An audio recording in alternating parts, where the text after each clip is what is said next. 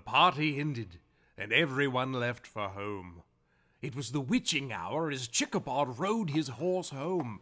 He had never felt so alone, so afraid.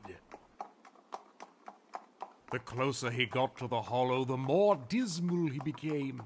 Every detail of Brom's awful story returned to haunt his recollections. You're on your own, kid. Keep it together, Checkerbot. The Headless Horseman is not real. It's just a story. A made-up, spooky, terrifying, creepy, unsettling, could be real story. They're